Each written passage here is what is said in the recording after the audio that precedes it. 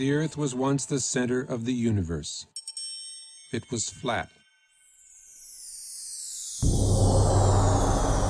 Then it was round, and it circled the sun. It was no longer the center of the universe.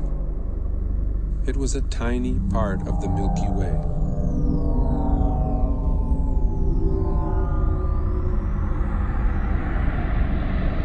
The Milky Way was the only galaxy. Except it wasn't. It was only one of billions of galaxies floating in space without end.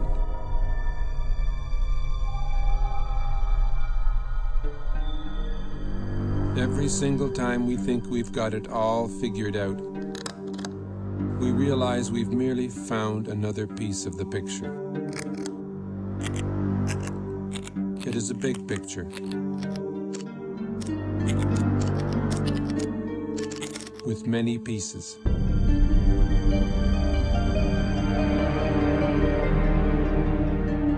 Sir Isaac Newton was the first to state the law of gravity. Eventually, everybody agreed that gravity alone formed galaxies and stars and planets, and that gravity alone holds the universe together.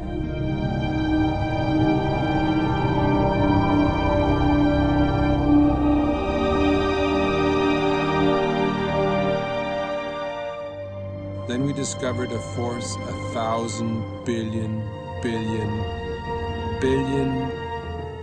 times more powerful than gravity.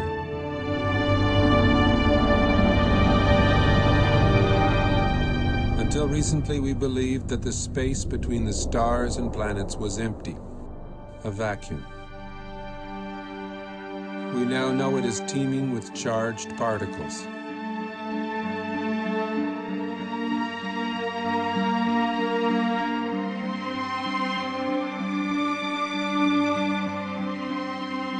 We see glowing electric filaments spanning millions of light years.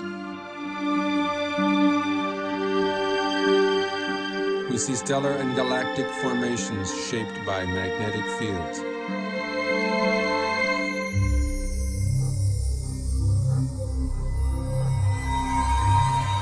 Only electric currents create magnetic fields.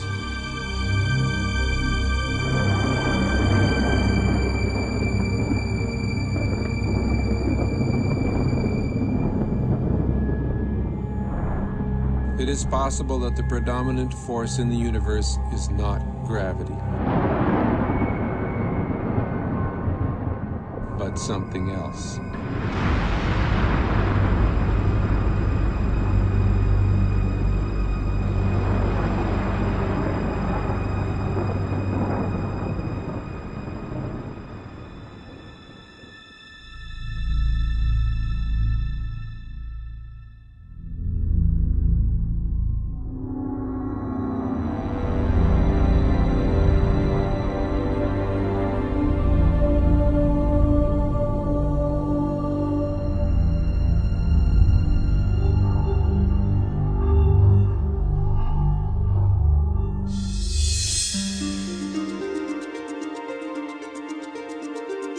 Recent discoveries in space have amazed and perplexed astronomers.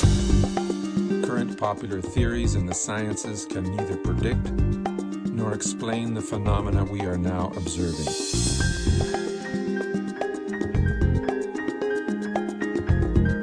A new theory is being proposed. A theory which can both predict and explain the data coming back from deep space.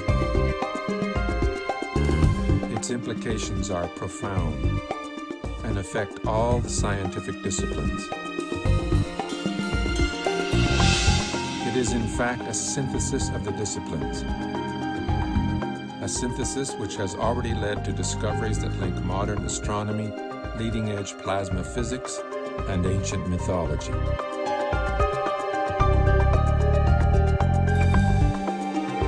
The electric model offers us a new interpretation of the workings of the universe, the history of our solar system, and even human history.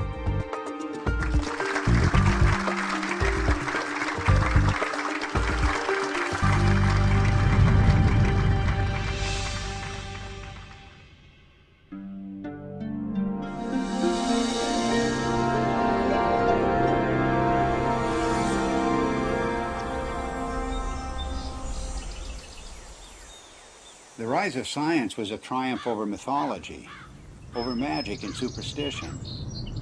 That's why the word science today implies reliability. The word myth means fiction, not true.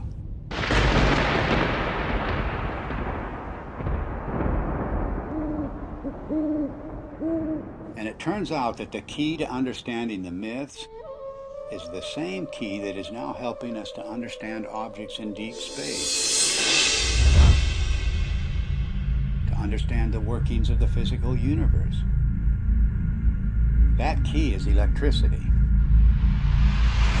It was 33 years ago that I first began to wonder about these preposterous stories told around the world, what we call world mythology.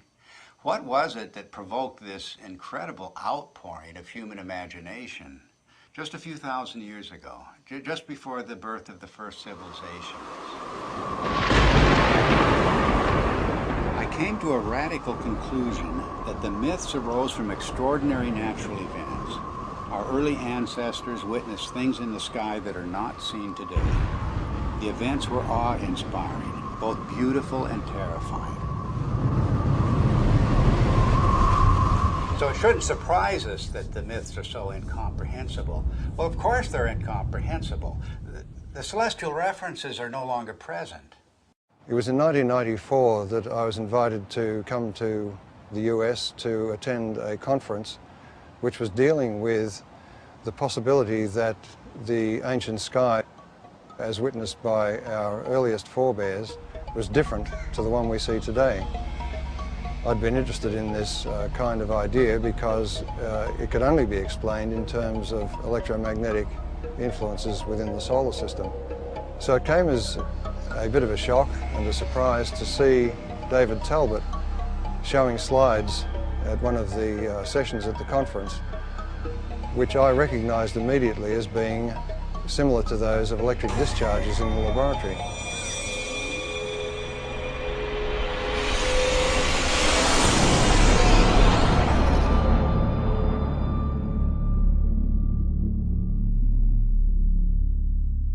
It was wonderful for me personally to come to my first Cronian meeting and hear Dave Talbot, and I still want to see some of those slides that he showed again and again and again that explained the White Crown of Egypt and the rest of these things that he showed us, all from mythology, all from thousands of years ago. These things clearly were seen by civilizations that never talked to each other from the far corners of the earth. It all just clicked together like a three-dimensional jigsaw puzzle in my mind.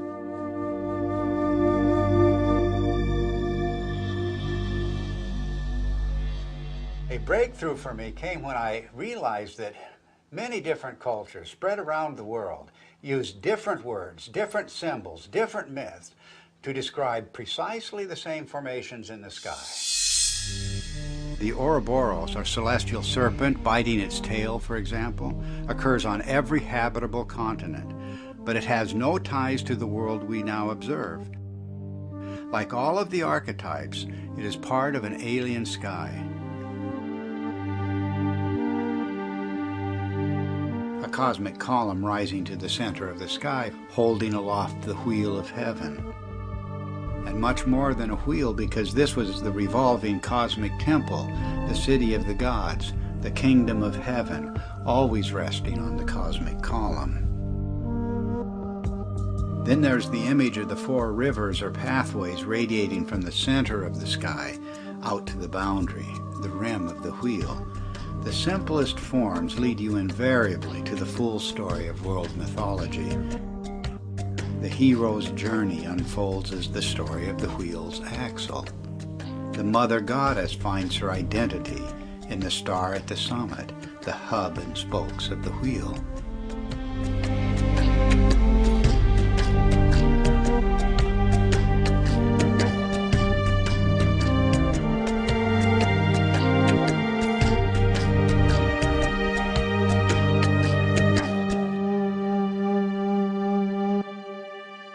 From childhood on, I've always had a deep interest in mythology, and I remember that as a child I was trying to draw up genealogies of the gods as provided in Greek mythology, and I soon found out that it didn't work, nor did anything else in mythology seem to work. There was no singular fitting explanation that would make sense of these stories. So I basically laid this whole subject to rest, and I didn't look at it for many years. Until I came across the work by Dave Talbot and Everett Cochran mainly, whose articles were real eye-openers for me. And as soon as I began to read these articles, it became clear to me that we were really looking here at a very important key to the unlocking of myth. And the recent findings provided by plasma physics are capable of providing that key. Based on the results we have seen so far in Dr. Perret's investigations with petroglyphs, which we matched successfully to laboratory experiments involving plasma, it has now become crystal clear and I think undeniable that the morphology of plasma as it manifests itself both in the laboratory and in space can account successfully for the major themes in mythology. To find the true meaning of the myths, we follow a forensic approach. The purpose is to expose the points of agreement between the different cultures, because here at the level of the archetypes, everything is unified. There are no isolated themes of myth at the level of the substructure. This is like a holograph.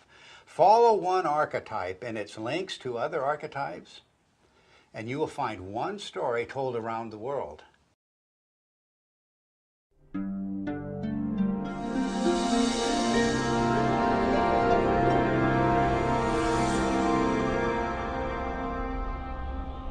Throughout almost all of history, we have regarded the states of matter as being solid, liquid or gas. But in the last century or so, we have found that there is a form of matter where the charged particles within atoms are separated to some degree or another, and that is known as a plasma. It is the fundamental state of matter. It was not until the second half of the 20th century that we came to realize the role of plasma in the universe. And this has changed the picture of space completely. Not long ago, we thought of the physical universe as being constituted fundamentally of nothing more than atoms and empty space. But a plasma includes at least a percentage of charged particles, protons and electrons, that are not bound to any atomic structure. And plasma is an excellent conductor. Electrons will move efficiently in the direction of charge equalization, and that's an electric current, of course. Now, the reason why we see magnetic fields everywhere we look in space is because electric currents produce magnetic fields, and only electric currents produce magnetic fields. But astronomers working only with gravitational equations did not anticipate the discovery of pervasive magnetic fields in deep space.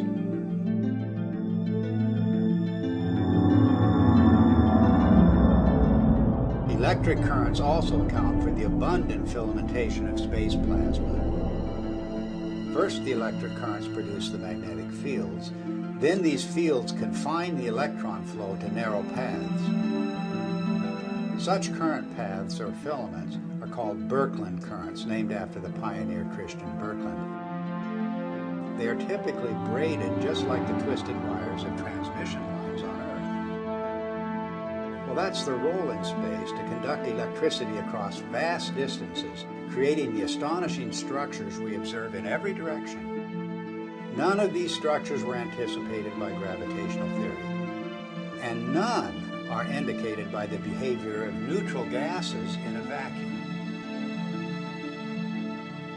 In any theory of the universe, plasma is extremely important because it has been found since the space age that it makes up 99.99% of the visible universe.